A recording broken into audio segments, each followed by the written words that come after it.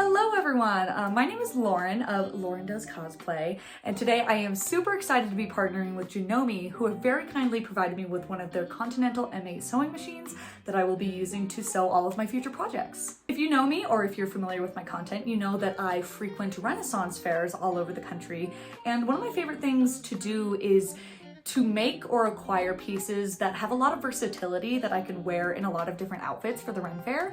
So what I thought would be fun today would be to give you an in-depth tutorial on how to make just kind of a simple bodice that you can wear to the Renaissance Fair. This is an example of the bodice that we will be making today, and the pattern we'll be using is super simple. It's a great beginner-friendly project. It's one of the first things I ever made in my sewing journey, and since then I have made several of these in different colors, and I wear them to the Renaissance Fair all the time.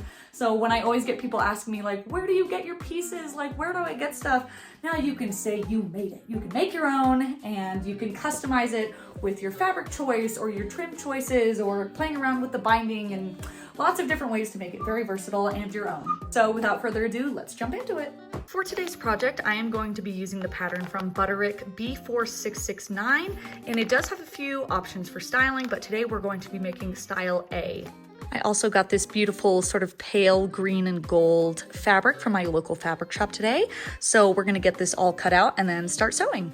This pattern does call for your fashion fabric and a lining or an interfacing, but the fabric that I chose does have a pretty good weight to it, so I'm going to use this as my fashion fabric and my lining. If you feel like the fabric that you have chosen is a little too thin, you can definitely do an interfacing in between your two layers.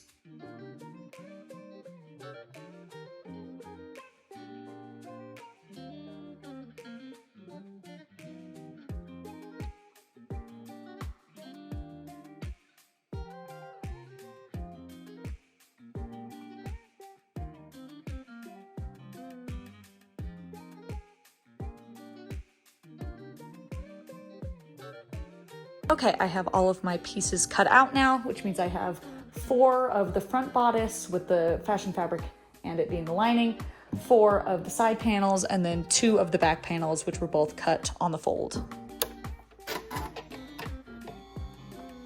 Getting started, I need to wind my bobbin and get my machine threaded. And one of my favorite features about this machine is it has on the menu bar here this little question mark and lots of options on sort of a step-by-step guide on how to do certain things on your machine. So for example, winding the bobbin, it gives you step-by-step instructions on how to do that, which is especially handy if it's your first time on the machine or if you forget how to do it. It walks you all the way through every step on how to do that.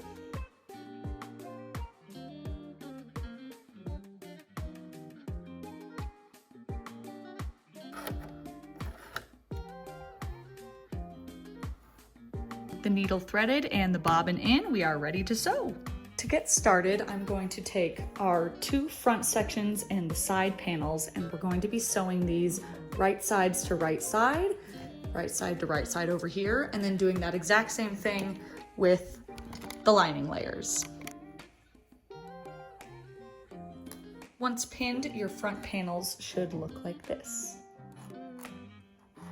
For these first stitches on my machine, I'm going to be using a simple straight stitch with a 2.4 length. And going along these curves that we just pinned in place, this is what we are stitching together.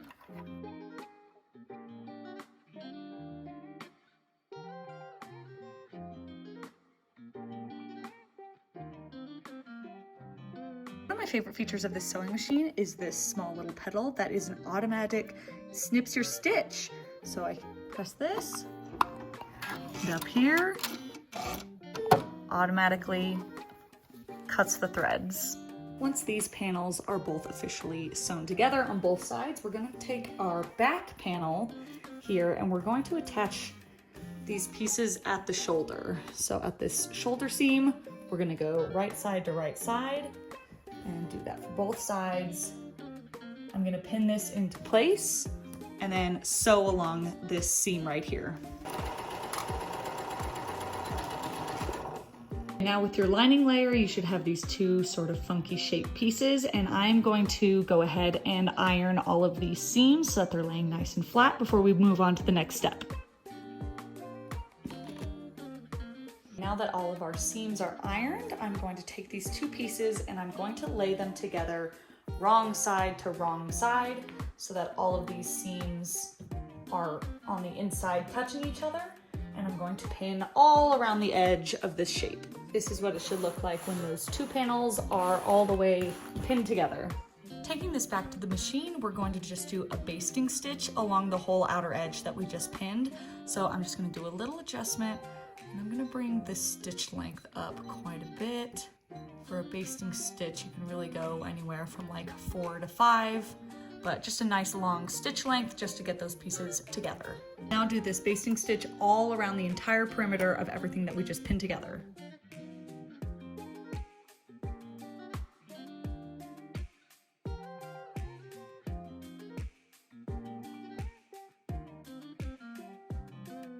Once you have that basted together, you should have one solid piece as it acting as one. For this pattern, it does have a pattern piece for you to make your own bias tape. Luckily, I was able to find a pretty good match at the fabric store, so I'm going to use this pre-made bias tape. And what we're going to do now is pin this along the entire edge. So I have this double fold bias tape, and what we're going to do is sort of unfold these layers. And then starting on the back bottom corner of this, it doesn't really matter where you start, that's just where I'm going to start.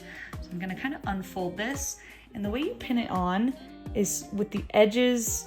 This is the right side of the bias tape, and that's going down onto the right side of the bodice. And you're lining these edges up so that when you sew, sewing in this first crease here, and then that's sewn down, and then the middle crease will act right on the edge of it, and then we'll sew down the inside. So I'm going to go along the entire perimeter of this, and I'm going to sew this bias tape down like this.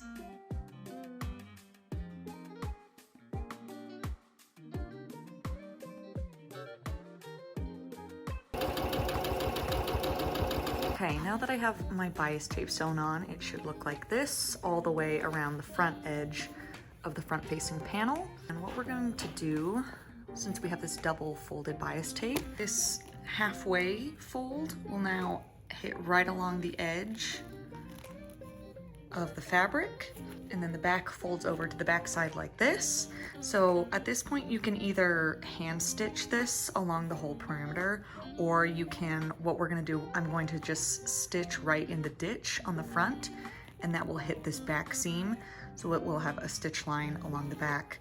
But if you don't want any seam lines or any stitch lines, you can hand sew this down. I've just gone ahead and clipped that bias tape onto the back. So this is the front, and we are going to stitch just right as close into this little seam as we can, and then that should pin this back side down. So this is the front side of the project, and I'm just going to get as close into this seam possibly can. It's gonna be a little tricky. It's gonna go really slowly.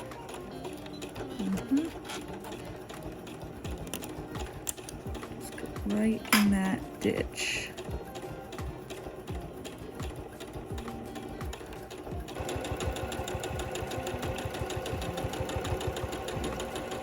Now that our bias tape is securely attached all the way around, the last thing we have to sew is these side panels onto the back. I'm just gonna line them up right at the bottom, the bias tape just a little bit overlapping, and then this will become our front, and these two back panels will be attached. I've just pinned these panels into place, and to do the same stitching along the ditch on the back side, right in this seam, and that will catch this back panel. So we're gonna stitch just along this line here on both sides. This machine is awesome because even though this is a lot of layers to get through, it gets through it no problem. Here on the home stretch, we have our back panels attached, looking like a vest. All we have left to do is insert our eyelets. I'm going to do 7, and I'm just going to use a ruler and mark out, get those evenly measured.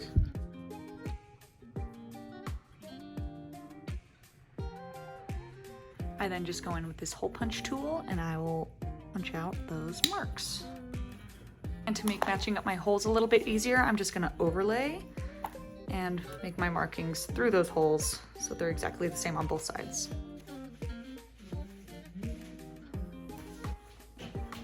And the last step is going to be installing all of your eyelets. I have this little tool that's helpful, but any way you see fit.